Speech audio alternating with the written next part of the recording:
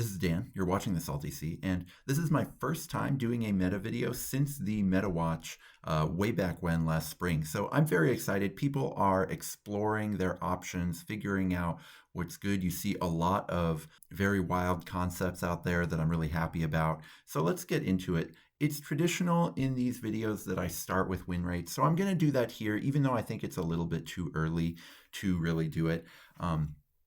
Almost all of these warbands, you see they have like games in the low 20s. You see there's way fewer warbands than usual that have enough games to really talk about. And even here, something like Slaves to Darkness, I do think Slaves to Darkness are very, very strong in this meta.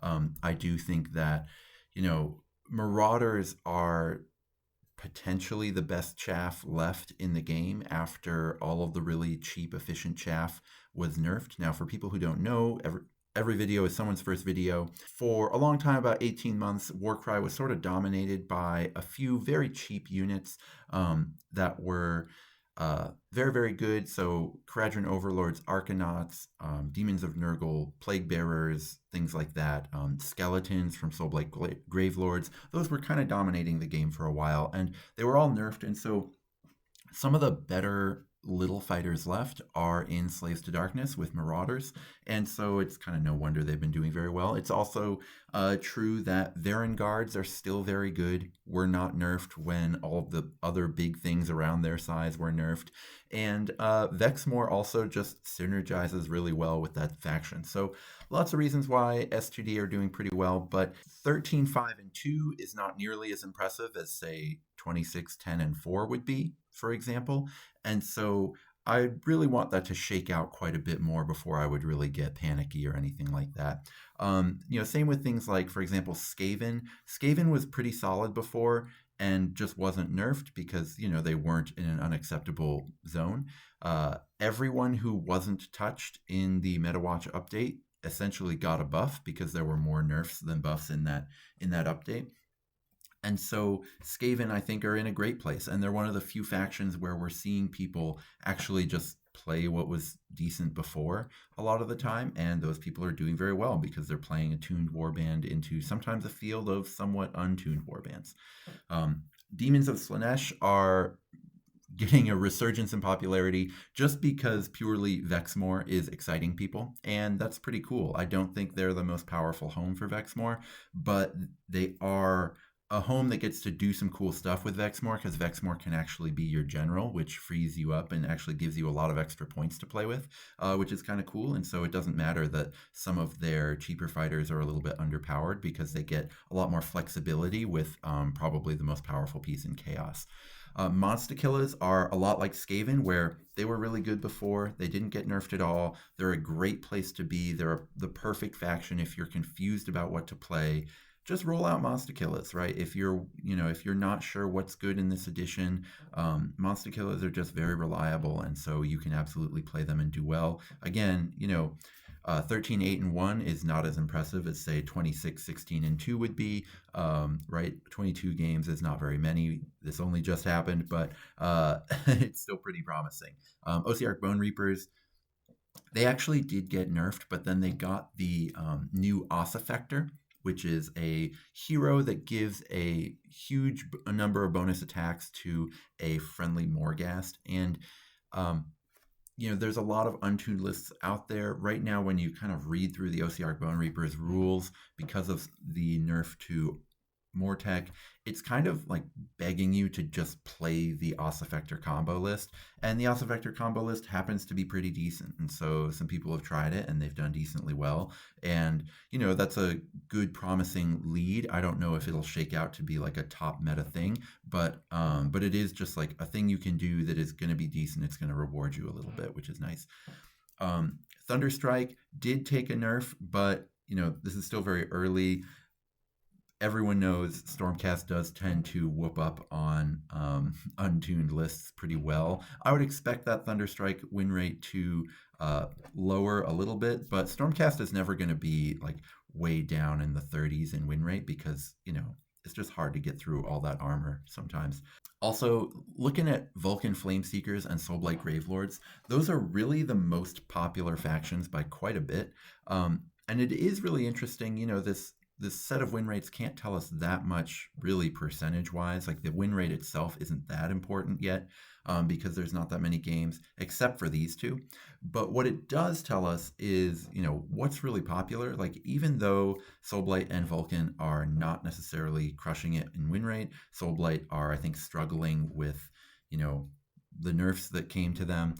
They're still just really popular, and I don't think I'd want to go to an event without a plan for Vulcan Flame Seekers and Soulblight Gravelords, just because even though they won't be necessarily at the top tables, you won't get to the top tables without beating one of them. And so that really just like sets parameters on your warband. If you have a poor Vulcan Flame Seekers matchup, you maybe don't want to take that list to a tournament thinking you're going to win the tournament, because you might just lose in round one, right? It's also interesting because it tells us, these win rates do tell us a little bit about how people play certain factions. For example, Vulcan Flame Seekers are fairly reasonable when you just bring one box, but they don't do that well in competitive play unless you like really tune them up. And so that's, I think, why you're seeing kind of a lower than average win rate, even though I think Flame Seekers are really, really good when you tune them up, something like that. I think Soulblight is actually in a similar boat, where Soulblight, if you really tune it up to get all of the Underworlds fighters that you need, I think Soulblight is really powerful. But I think we're seeing that just like kind of a cloud of skeletons isn't necessarily doing as much as it used to, because you're short 80 points. That's 2 whole skeletons. That's a rough place to be.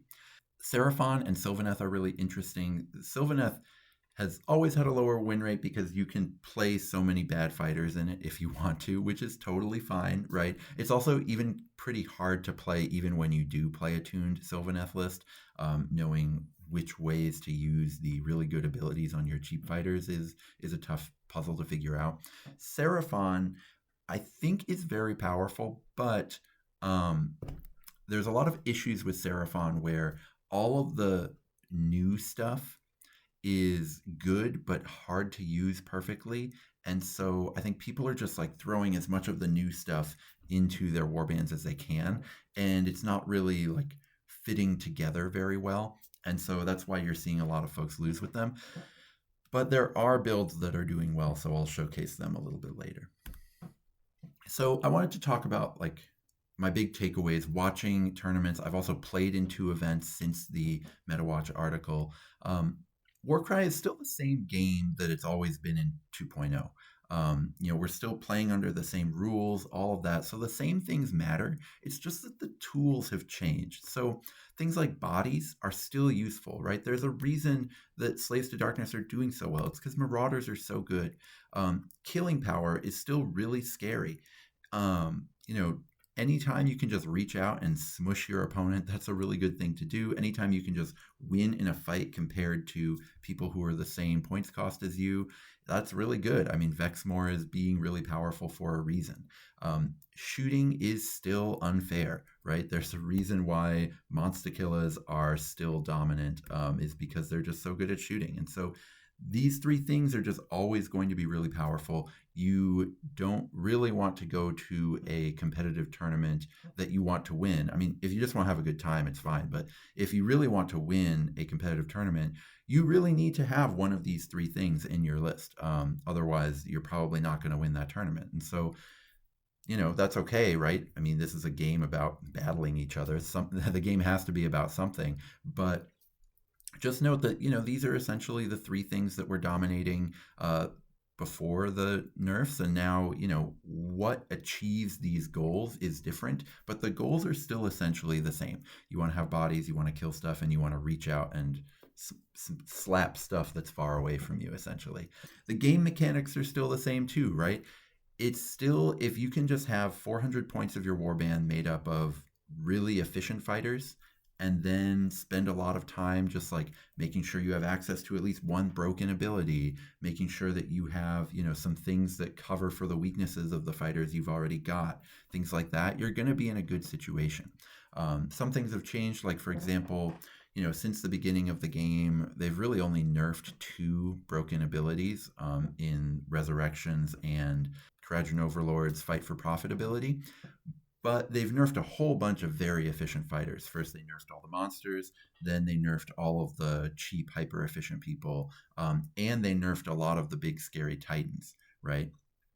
So they've sort of reduced the differences in points efficiency compared to where it used to be. So it's not as important. But once you're going up to the sort of looking to win tournaments, every percentage edge is important, and you still need to have some very points efficient fighters in your list, along with just some really good abilities, right? The best abilities are still way better than the worst abilities, in a way that the most efficient fighters are not way better than the least efficient fighters now. So do not go into an event you want to win without at least one ability that's just stupidly powerful. As long as you can check some of these boxes, though, you're gonna do stuff, and you can check some of these boxes and still fit lots of cool, weird stuff in your list. And so that's a great place to be. It's great for the game, I think.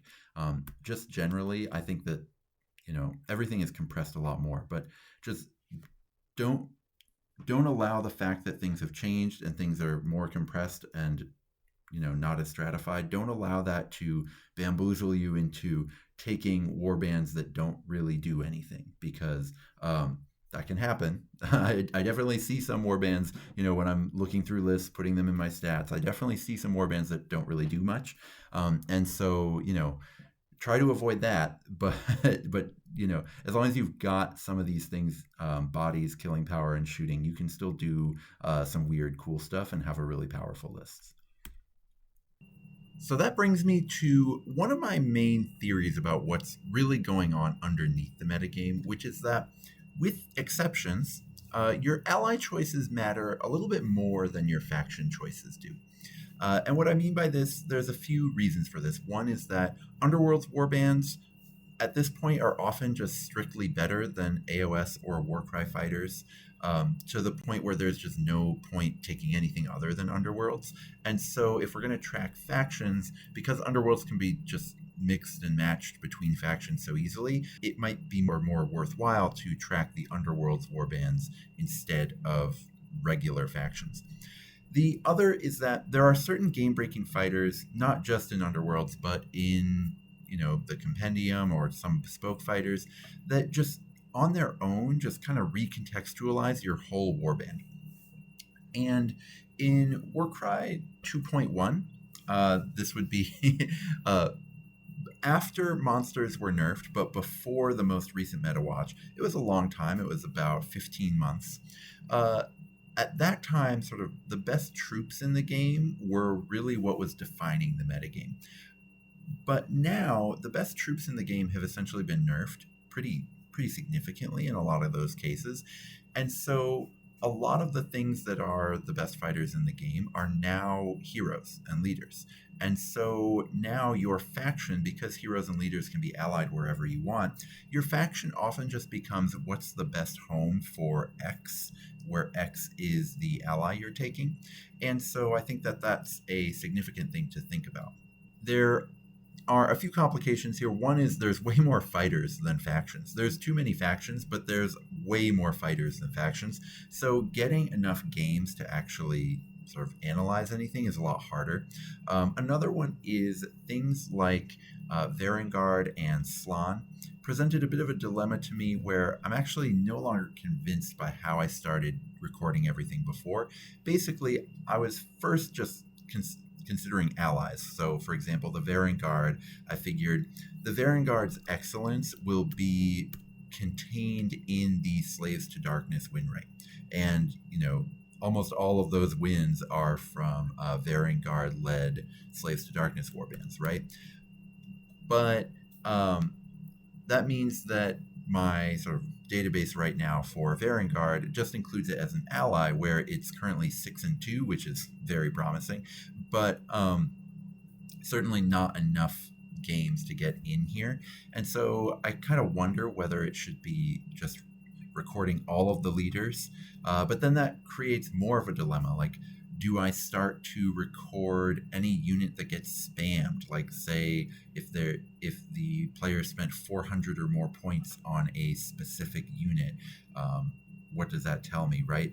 That could tell me actually a lot in some situations where, for example, a Vulcan Flameseekers warband, sometimes people play Flameseekers where they're just like putting as many scale breakers with +1 crit out there as they can, and sometimes people play scale breaker or flame seekers where their scale breakers are like there's just 4 of them, they're not buffed, and they're not sort of the core of the warband, they're just kind of there because you need some extra bodies. Something like that could be a bit of a sort of inflection point, but I'm not sure. What I am sure about is that I'm really happy that I started making some effort into this, because the few fighters that we do have enough data for tell us a lot.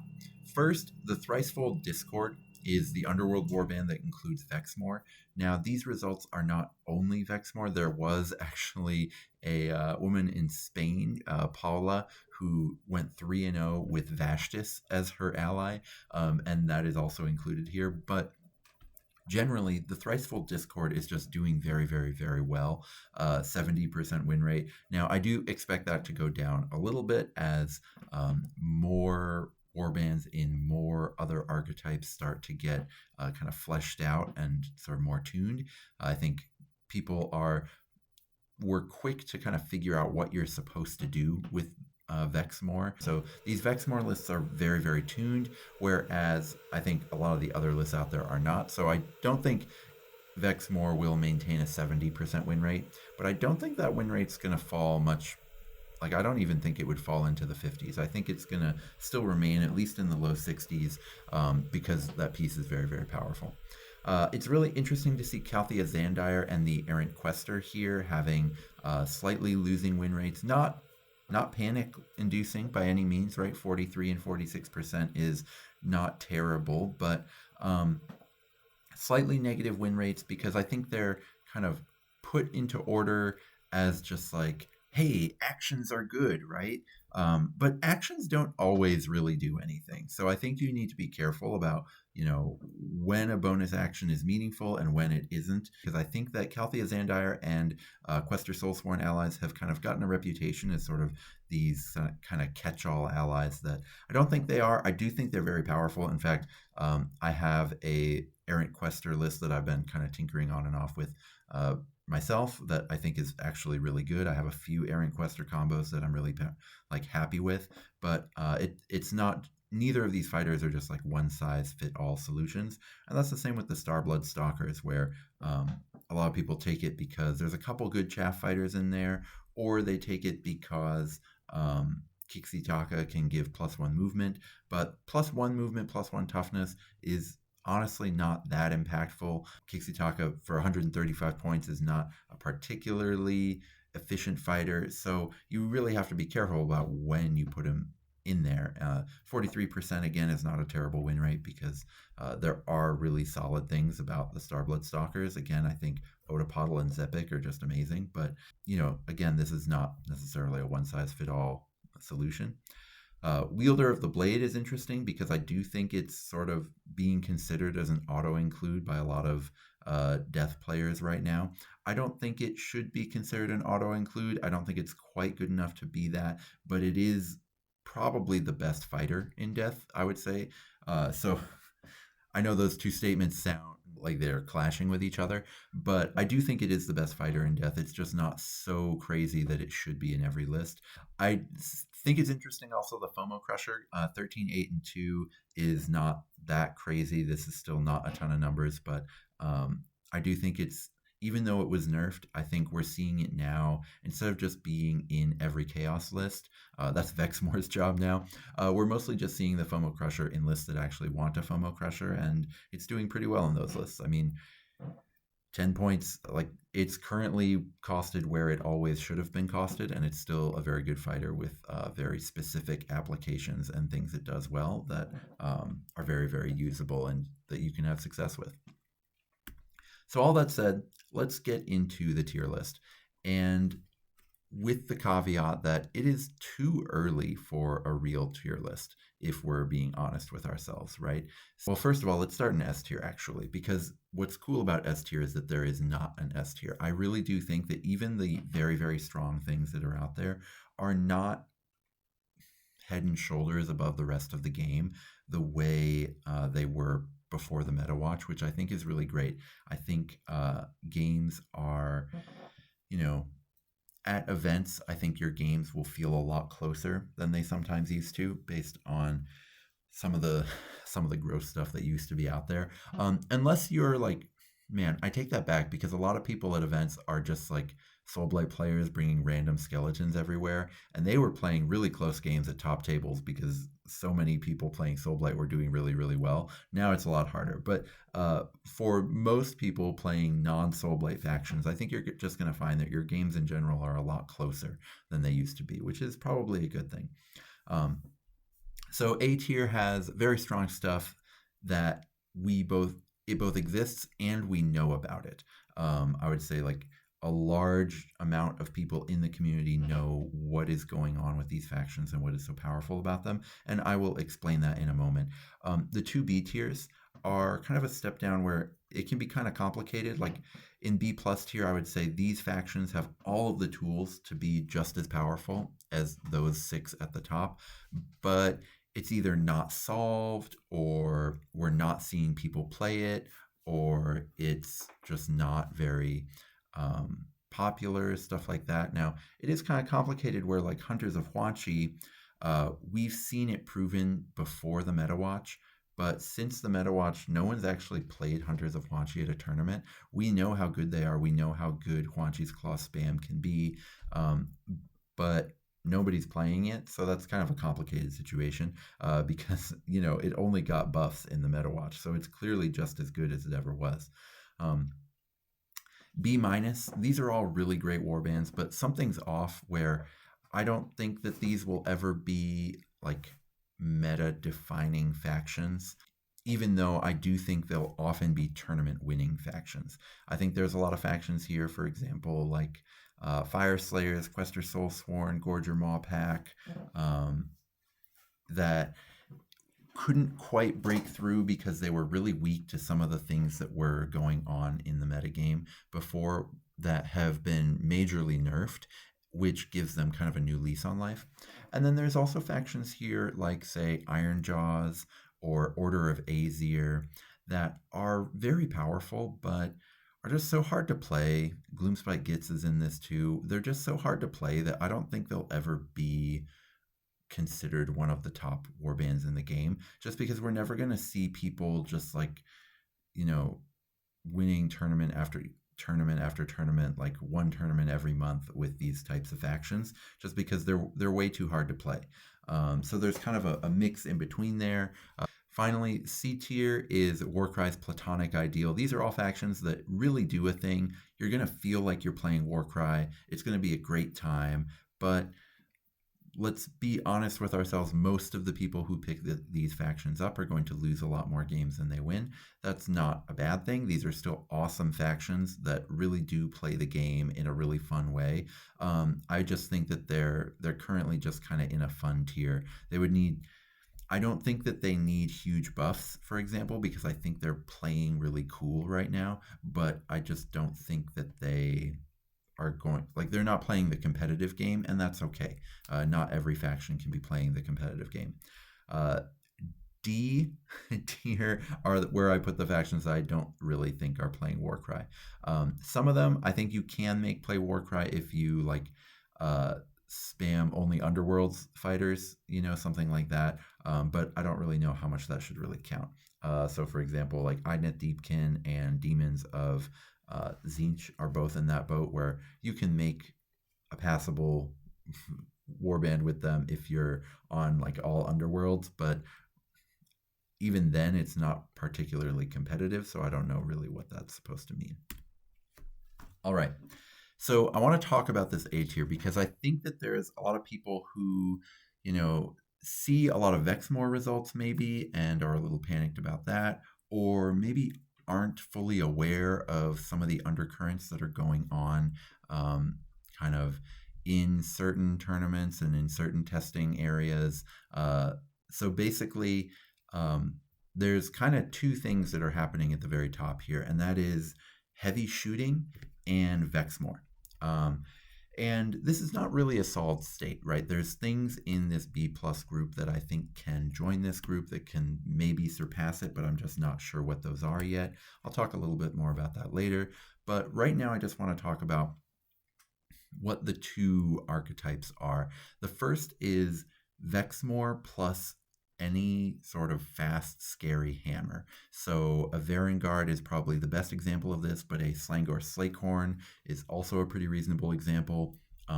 Bloodkinds from Beasts of Chaos are very good at this. Those are probably the three best examples, but you can find others like Juggernaut Lords in Khorne, or the Aviarch on Disc from Tzeentch Arcanites are things that synergize really well with the Slaanesh demon that is kind of taking over the Chaos Grand Alliance. And whenever you run just like a really big, fast, scary dragon-like thing, they're not dragons because they don't fly, but they, they're incredibly fast. These sort of fast cavalry pieces, fast, monster pieces with Vexmore. It's just a really incredible synergy where just it's not like a combo. They don't interact with each other. But what Vexmore does is it just has way more gravity than the points would normally allow it to for 180 points. And then these really fast fighters can sort of orbit Vexmore around the board, going to wherever they want.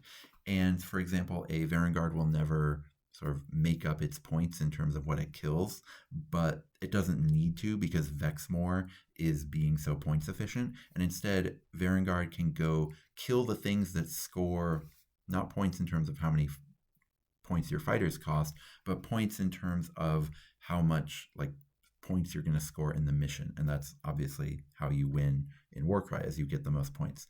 On the other side is kind of a loosely affiliated group of factions that I think maybe not everyone is aware of how good they are. I talked a little bit about how monster killers have kind of always been good and received no nerfs. They will continue to be great. Most of that, in my opinion, is because Harpooner is just absolutely absurd.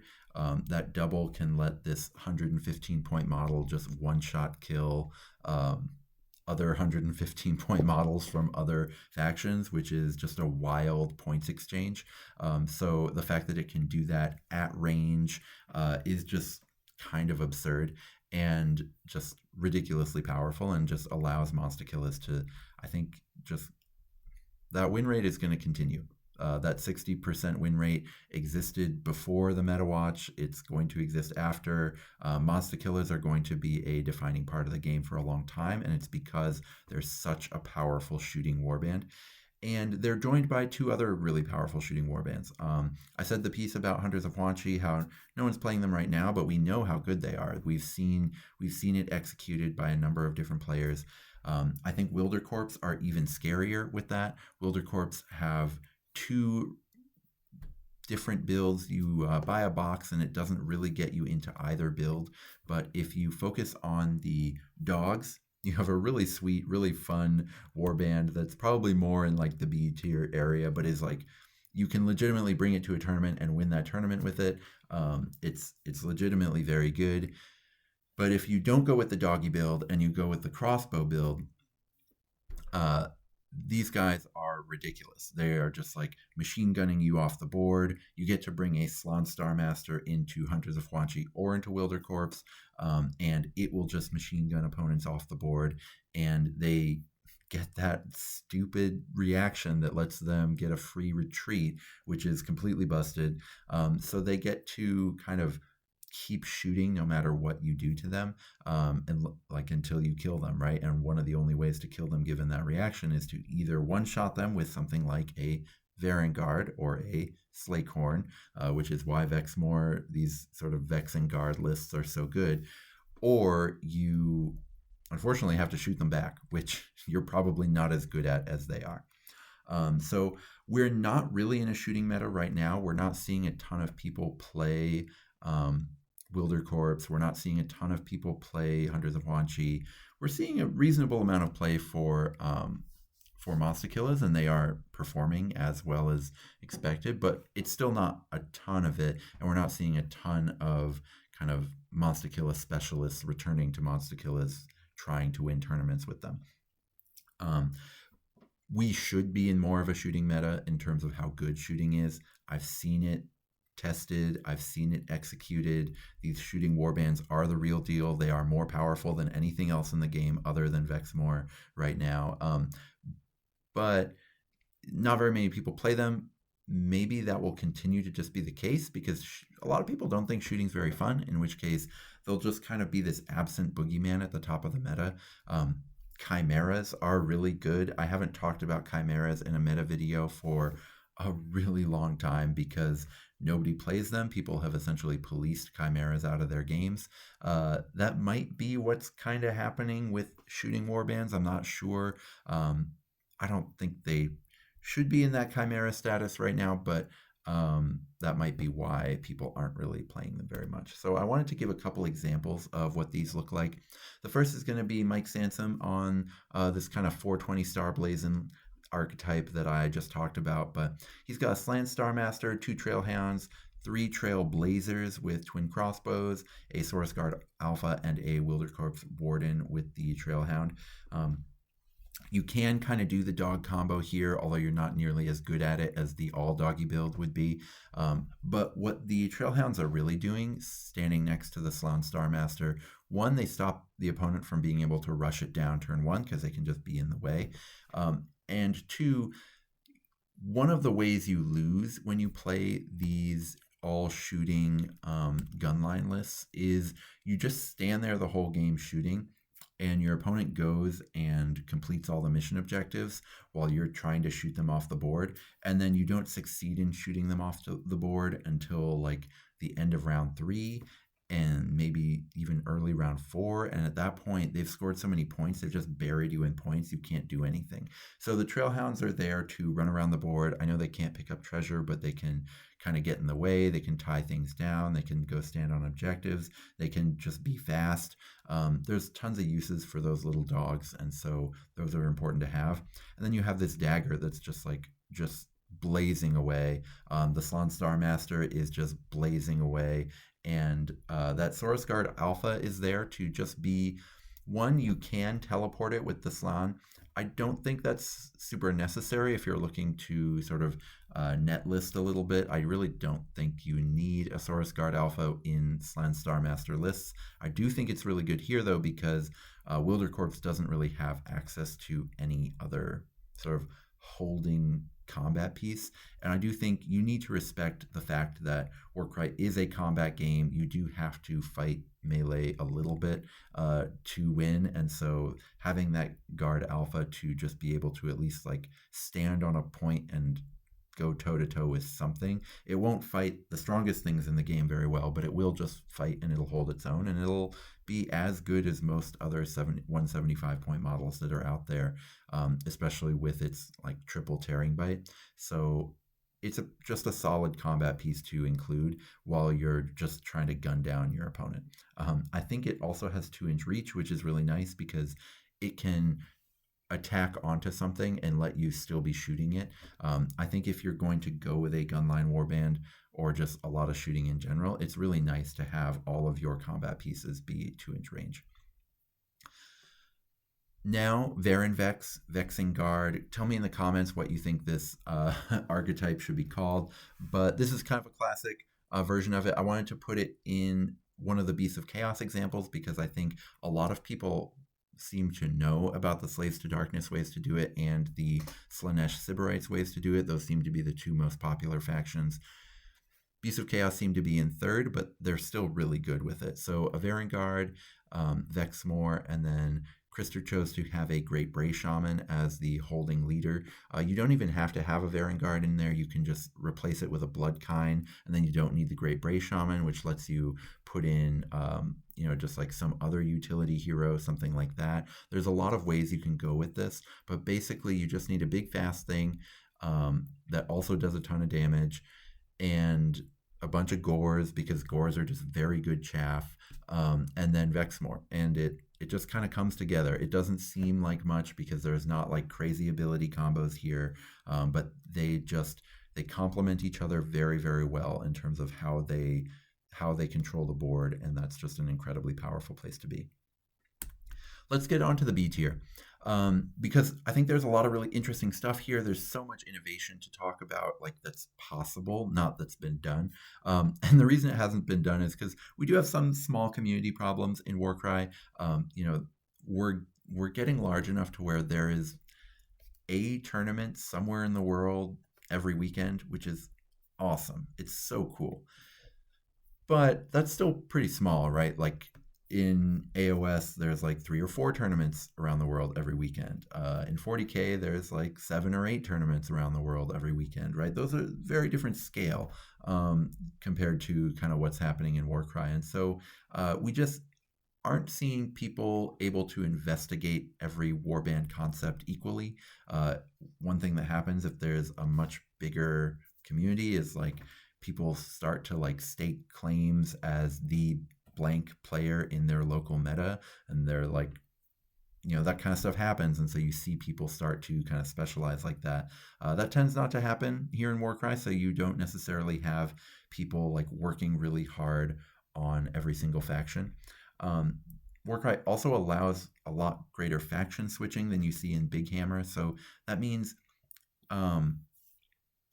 sometimes when something like Vexmore becomes really sort of fashionable and like people talk about it a lot online, you'll see a lot of the better players in various local metagames just like try it out once because it's not that difficult. Vexmore is extremely expensive. It's $90 to get the GW one, which is absurd, but there's lots of good Vexmore proxies. Like any kind of chunky third party Slaneshi thing can work as it. You know, you can even just use like if you have an Emperor's Children like melee character, you could just use that as your Vexmore just fine, right? So there's just a lot of easy proxies for Vexmore, and so it's really easy to just try it out, and kind of everyone tried it out at once, which is how Vexmore got like 60 games in competitive tournaments, right? Not everyone, of course, but like a lot of the terminally online players all tried it out. And these factions just kind of haven't tempted people to try that. There hasn't been something fashionable that's just kind of like jumped out at people, right? And so you don't really see everything get innovated all the time. There's also kind of a difference here between theoretical power and actual performance. So like, for example, I put these shooting factions into the A tier because I've seen them tested in very specific environments, but they're not like blowing up that many tournaments, right? Mike is currently winning the Moxmania League, but it's not a particularly popular sort of thing. But I know I've seen how powerful it is, and it's more powerful than almost everything in the game. Whereas a lot of these are a little bit more theoretical. I've sort of the ones I've played against, I don't feel like they're as unbeatable. You know, things like that. Like I've played against Dispossessed. Dispossessed might be so good that it's in this tier, but I haven't seen it necessarily proven with enough pilots yet. You know, the game I played, I was playing Khorne Bloodbound against Dispossessed, but I had a Vexmore on my list, which made it pretty powerful. I was playing in an objective mission, which is exactly where Dispossessed are really good, but I did get a draw.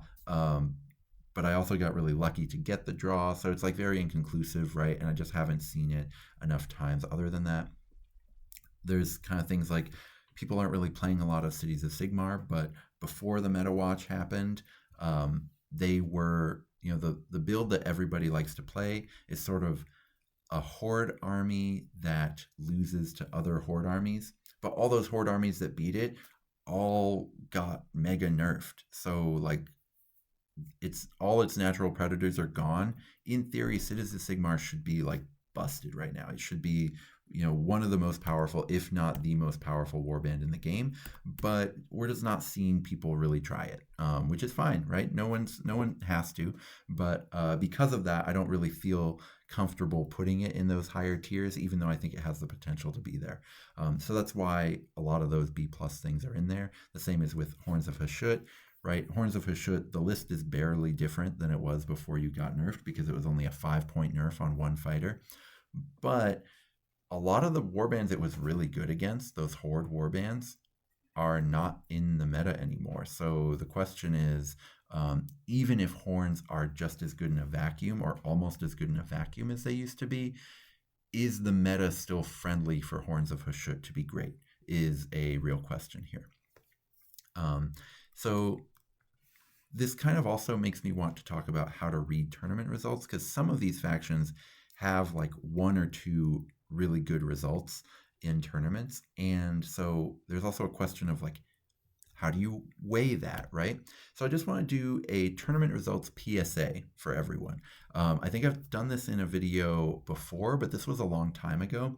And it just bears repeating because I see people take the wrong conclusions from tournament results all the time, right? So just like a theoretical or a hypothetical sort of spread of players in a tournament that kind of matches my experience at a lot of Warcry tournaments is like 10% of the field will be on a super competitive, like they tuned it as much as they possibly could version of an S tier archetype. And people call these people sweat lords, but I think they're really important to have in a healthy gaming community. Another 5% are like kind of a newer player, but they're starting with what they heard is completely busted. And this is a good thing. We want to inspire new players with like, there's crazy powerful stuff you can do in our game. Come try it out, right? This is a really good thing. These are good people to have in your community. There's not very many of them in Warcry. What tends to dominate in Warcry is what I would call Madison casual, which is lists that very much do a thing, are very much tuned, but are not necessarily tuned to attempt to be the most powerful thing in the game. The person's not trying to break the game. The person's just trying to do something powerful-ish. And some of those players I call the hipsters, and they play very much to win every single game. They really want to win the tourney, but they just want to do it like on their terms. They want to put their stamp on the tournament, which is why I call them the hipsters, because they don't want, like as soon as something is known to be really good, they won't want to play it. And then another 30% are just, they're playing a really solid list, but they're just kind of here for laughs. They're not really playing that hard. They're not trying that hard as they play. They kind of have just like, their list is solid, but they're just kind of hanging out, right? A lot of those people, and that's really awesome for them and for everybody around them. Those people tend to be a great time to play with. Then you have a decent number of the field that's just kind of playing a collection of models, whether they got a one-box bespoke warband. You see these people a lot who are kind of a little bit newer. But the point that I'm trying to make is that these players kind of beat each other at certain percentages to where the winner of the tournament is like pretty random. And so you need to just keep that in mind, right? Using the kind of matrix that I put here, this is, again, totally hypothetical, but I think very instructive. All models are wrong, but some models are useful. Sweat Lords, if you are a really good player and you do everything right and you feel like you're the best player in the room, you've got about a 1 in 4 chance of winning a tournament. That's actually not very high, right? Now, it is very high in that, you know, if you keep going to tournaments, you're going to get one. But most of the time, you're still not going to win the whole tournament. Even if you kind of do nothing right, if you kind of are playing really lazy, I'm talking about the laughers here. If you're playing really lazy, but you just like, you have a pretty good list and you know how to play Warcry, you've played it for a while, but you're just like not really playing smart. You're kind of making, you're not caring if you make mistakes because you know that you're pretty good at the game, so you're not going to make that many mistakes even if you're not really focused. You still have like a 1 in 23 chance of winning that tournament, right? You're still going to win tournaments sometimes because there's just a lot of players who don't have those advantages, right? And there's also just a lot of randomness inherent in the game. Very few tournaments are won by the strongest list in the room, right? If you say that like only sweat lords and netlisters are bringing quote unquote the strongest list in the room. Well, they don't win the tournament very often. That's like less than a third of tournaments in this kind of matrix that I set up here. So I think when you see tournament results, you need to take it with a grain of salt or your own experience, right? So if you see a list that you think is really dominant and it wins a tournament, don't feel bad doing confirmation bias, because at a certain point we don't have enough empirics to like prove anything beyond a doubt until a certain metagame has solidified for like 3 or 4 months, right? And we're still in the exploration phase of this metagame. So you need to take your priors and what you think is good, and if it wins a tournament, go with that. But if a list wins a tournament that you think is bad, don't like don't let people tell you that it's definitely good just because it won a tournament, right? It might be, you might be wrong. There's a reasonable chance that you're wrong. But at this point, like tournament results should be taken with big grains of salt compared to like your own theory crafting and testing and things like that. So, all that said, what are some of the tournament results in these tiers that I think might be repeatable that people should try out? The first is Andy Morris, who won Ferocious Gnarlwood 2 with Royal Beast Flayers, and he had a Wielder of the Blade in his list. Otherwise, he just went with a lot of Ghoul Trackers and a Baron, or double Baron actually, to get the really crazy ability. This is really powerful because you have a ton of fighters, you're really fast, so you have lots of activations, you have the ability to cover the board and get to everywhere you want to be. Now that's especially good in Ferocious Gnarlwood 2, which is a pack that was specifically designed to punish move 3 fighters before they were all nerfed, right? So that's sort of a pack that this list is perfectly built for, and Andy, kudos to him, right? He built the perfect list for the pack, or he, worked with, I know he worked with a few people to kind of tune the list. And so they, as a group, built the perfect list to, so shout-outs to, I think it was Kyle, who helped him to build this, but they built the perfect list for this pack and won this tournament. Now, why isn't it an A tier? We haven't seen it necessarily win outside of Ferocious Gnarlwood 2. Ferocious Gnarlwood 2 is a very specific set of missions that came out a while ago. I think a lot of people have played them at this point, but they are very idiosyncratic and they are very different than other Warcry missions. And I don't think you'll see a lot of tournaments that play more than one of them ever again, because honestly, they're not the most fun missions in the world, right? So can this list continue to do well in other environments? Maybe. I actually do think it can, but we really haven't seen that proved yet. We haven't seen if anyone other than Andy can take this list to success, because Andy has been playing this tournament in, tournament out, and he's been doing pretty well. He's been winning more than he's been losing consistently, but this is the first tournament he's won with it, right? So he played it a ton to get the experience to finally win a tournament with it. And so the question to me is, can the average player win a tournament with this list if they haven't played it 20 times, 30 times? And who's got time for that, right? No one wants to play the same list 20 times. This is Warcry. What are we talking about? So do you have the sort of dedication to get good with a list like this is a real question, and why I'm not putting it a tier higher. But if you are watching this and curious about what kinds of things can I try out that might be really powerful, Royal Beast Flayers set up this way with lots of Ghoul Trackers and Wielder of the Blade is a really promising start. Another one that I think might be potentially repeatable technology is the Adams family Cruel Boys. Now, both of these Adams, Adam Janicek, who took second at New Moon Rises, and Adam Carr, who took second at Ferocious Gnarlwood 2, both of them did Cruel Boys with a Bolt Boy boss in it.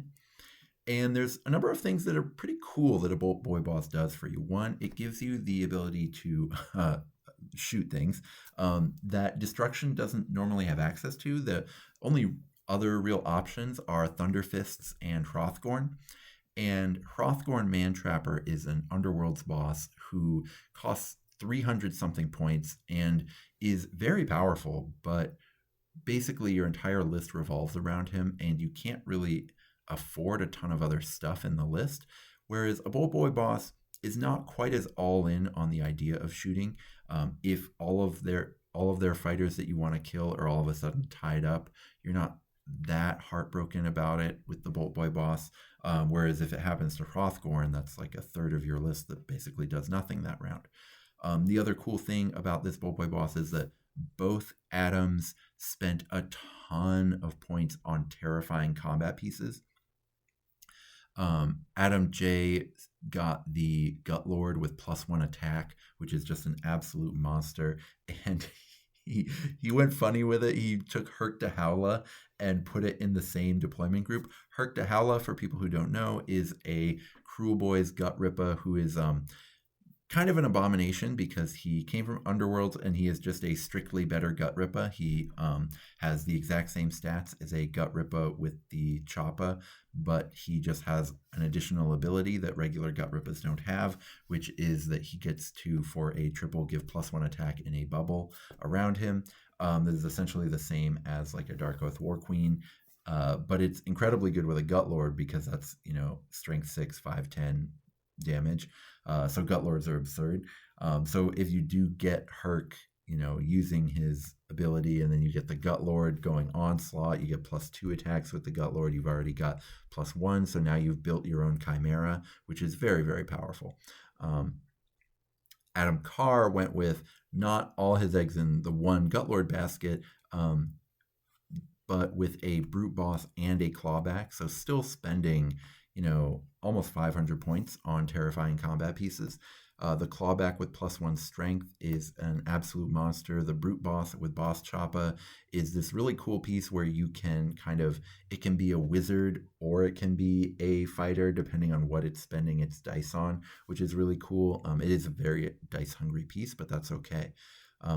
And then, of course, Adam Janicek also had the Kill a Boss and gave it +1 strength so that it could be much fightier, getting that, 5 attacks now on 5 strength, being able to kill a lot of stuff there.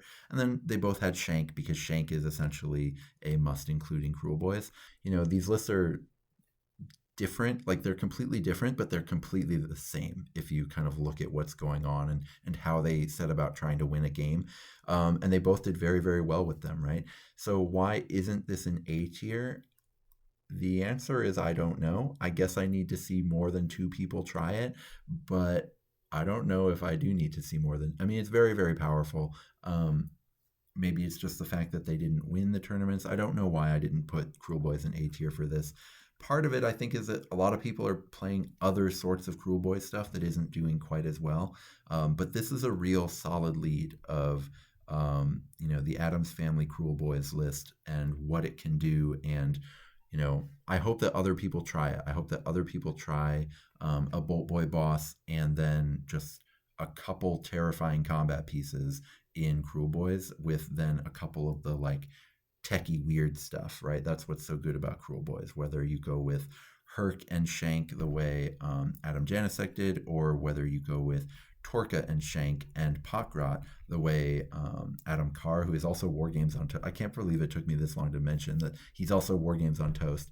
The way Adam Carr did with Torka, Shank, and Pakrot, just a few tricksy orcs and a few giant combat pieces and then a Bolt Boy boss, I think is a really powerful, really interesting piece of technology that, who knows, maybe this ends up becoming pretty meta-defining, or maybe it just kind of fades away and not very many people ever play this kind of thing again. So I'm very curious to see what happens.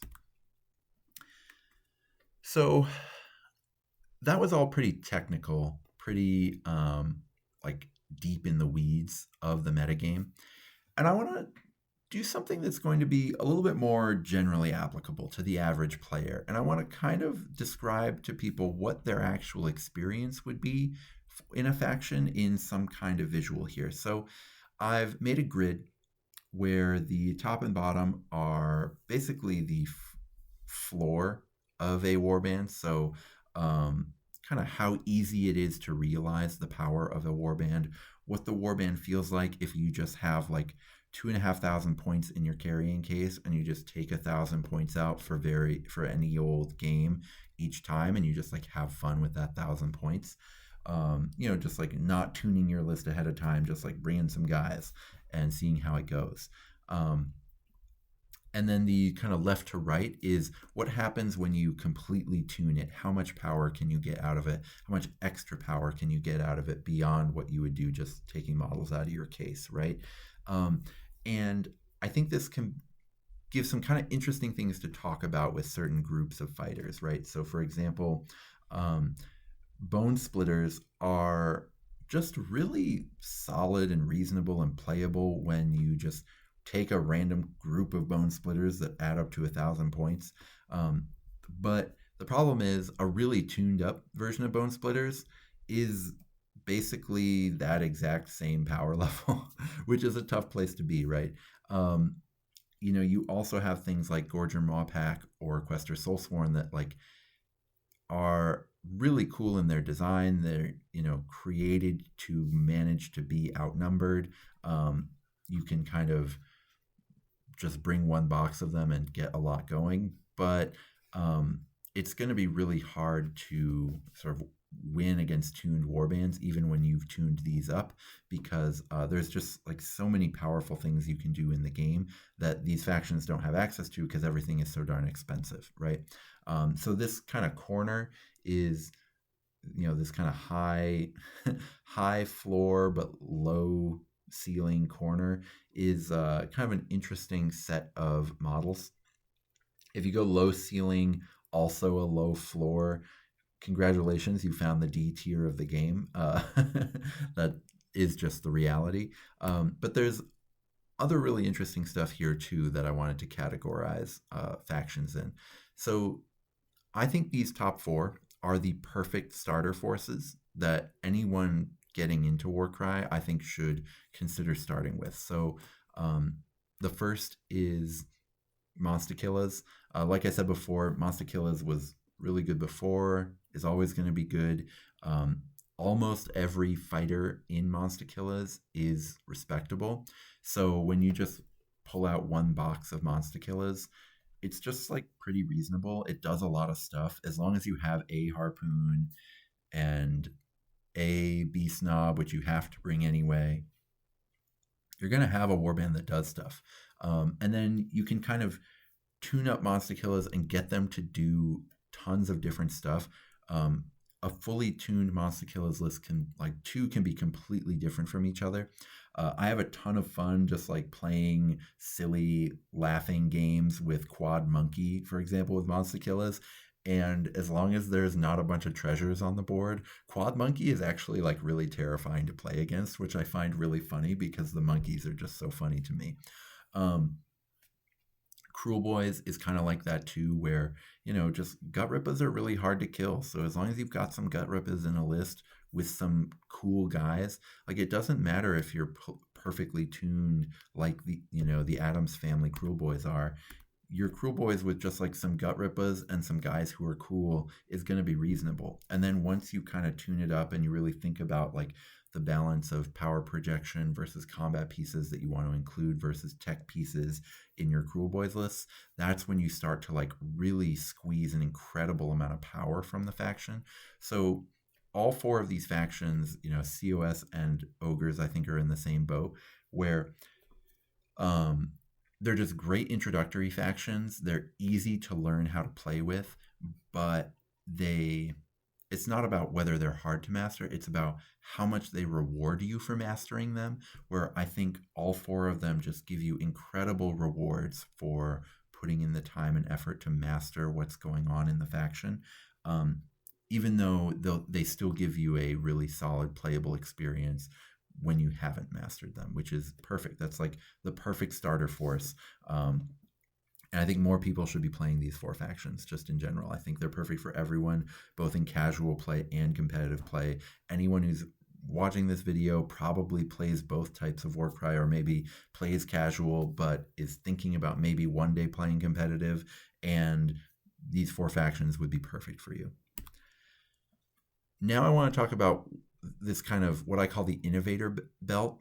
But these are factions that offer a ton of potential where folks haven't really cracked the code, where they might have builds in there that are more broken than what we've seen so far that would force me to kind of push them to the right in this list. And there's like interesting traps that you have to avoid, things that can cause you to stumble on your face, but things that kind of can be incredibly tempting as well. I think there's just so much to brew with in the warbands in this group. I'm currently registered for a league with Vulcan Flame Seekers right now because I'm excited to try to test my theory for what you're supposed to be doing with Flame Seekers. I've been testing a lot with Kradron Overlords post nerf, and I think there's a lot to kind of tinker with and play with there. I saw one person do pretty well with KO where they were bringing all the spears, which is so cool. I think that's really awesome. So these are factions that like aren't sort of getting a huge, crazy sort of reputation. Although Bone Reapers have been doing well in tournaments, but I don't think they've been like dominating tournaments. They just like have consistently been doing decently. But most of these just like haven't been crushing the competitive scene, but have all kind of got things you can do in them that are really powerful. Sylvaneth is another one where Sylvaneth has always had a losing win rate in the entirety of 2.0, but there's like always been just enough there that makes you feel like you can take Sylvaneth and do well. I went to a tournament with Sylvaneth and went 3-1. I felt like there was stuff there to work on, to tinker with, but no one's ever like truly cracked the code on them to figure out what you can like consistently do super well with and have other people repeat it. If anyone's curious, hit me up if you want to know what my current Sylvaneth build is. But there's just a lot to think about with that faction. Seraphon is fascinating. The new Croxigors, all the new stuff is really cool and really interesting, but doesn't necessarily fit together very well.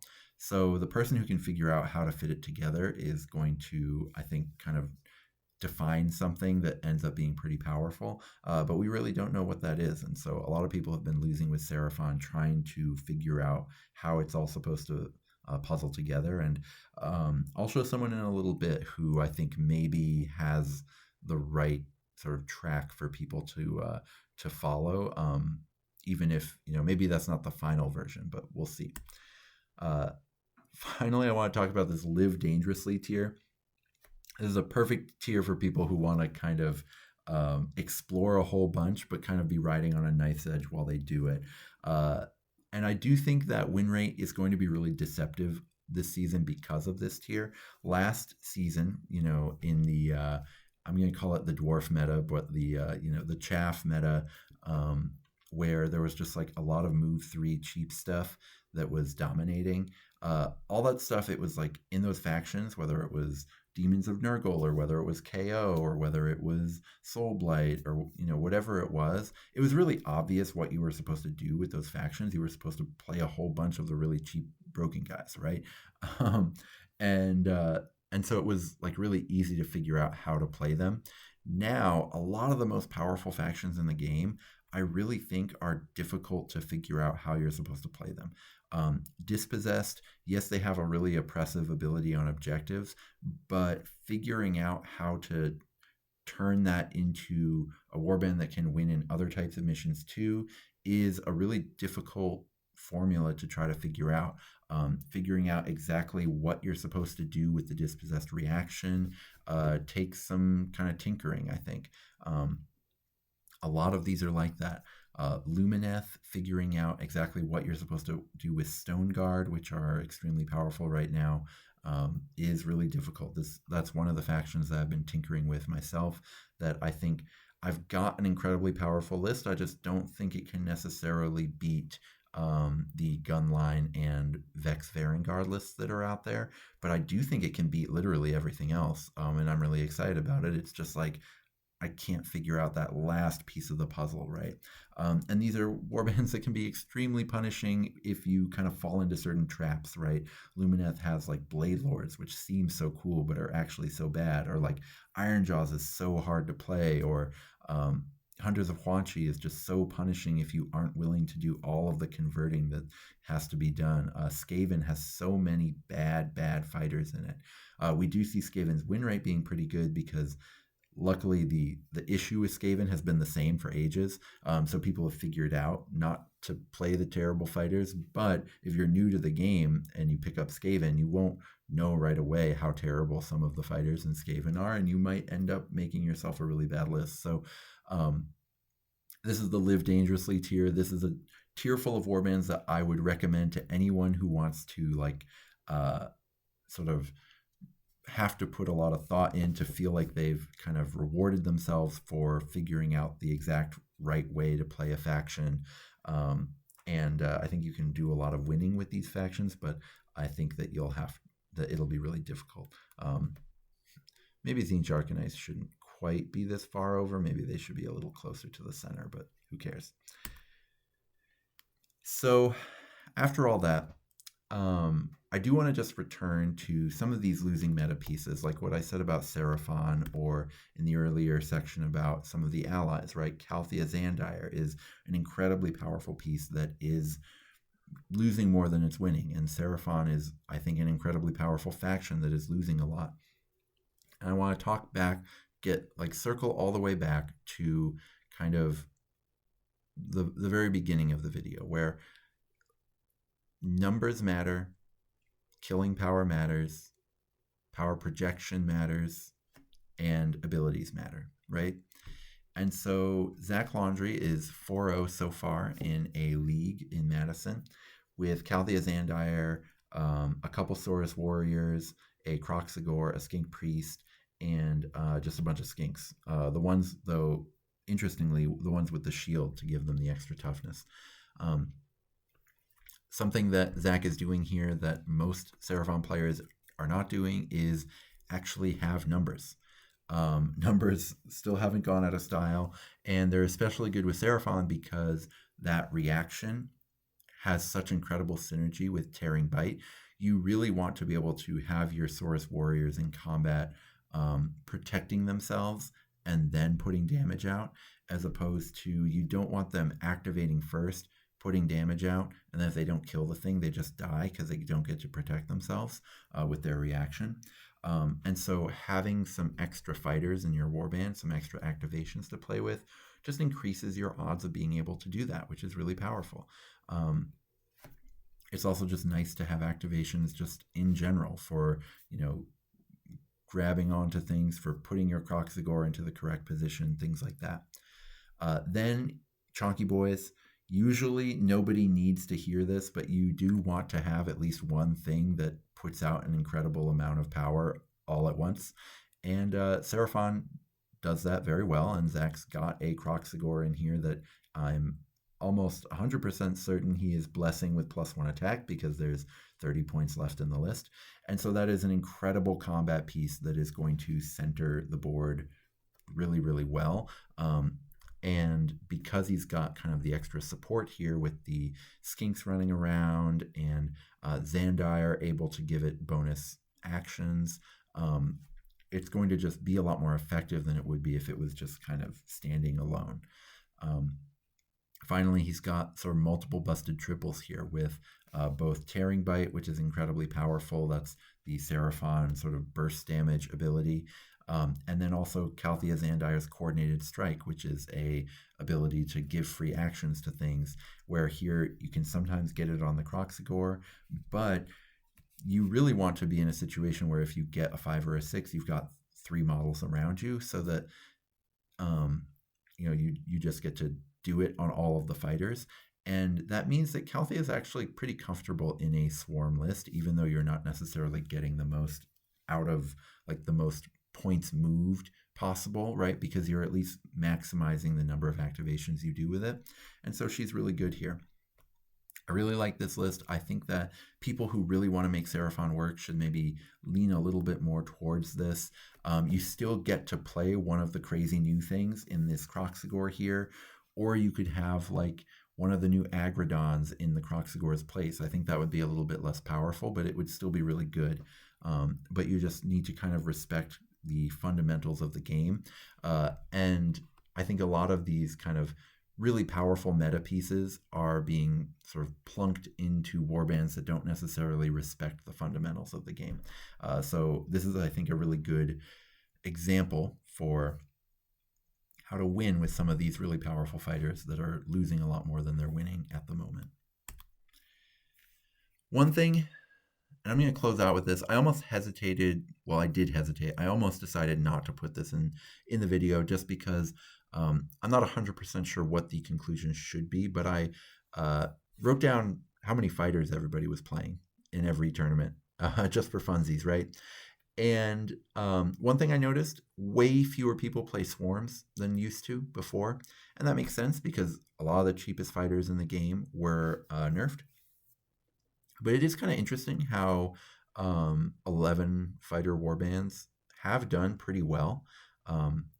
There's not enough games here to really say definitively that 11 fighters is really good. But, 13 and 9 is a reasonable enough, promising enough thing that if it becomes 26 and 18, right, that becomes a lot more impressive. And so I think it's interesting to see why people aren't doing that so much. And I think there's kind of a lot of reasons to think that it might be worthwhile to try it out.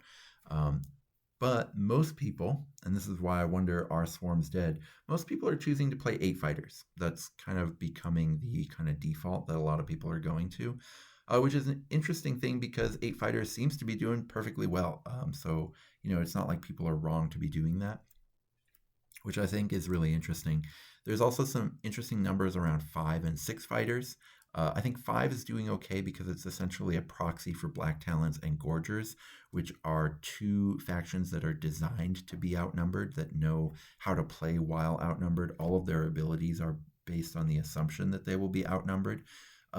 Whereas I think there's a lot of people piloting 6 fighter lists that don't necessarily have the tools, have the bonus actions, have the kind of ways to kind of cheat points efficiency that like Gorgers have, for example, that that allow you to actually play with so few fighters, and that's why they're doing very poorly. And so I think that's a really interesting thing to look at. I don't necessarily think we can say very much really based on this kind of table at the moment, but I think I just wanted to put this here because maybe 3 months from now, we'll be able to say a lot more about it. So that's kind of all of my thoughts and observations on the metagame recently, ever since the MetaWatch in the spring. And it's been a really cool time. We've learned a lot, I think, and I can't wait to see more. So until then, may all your rolls be crits.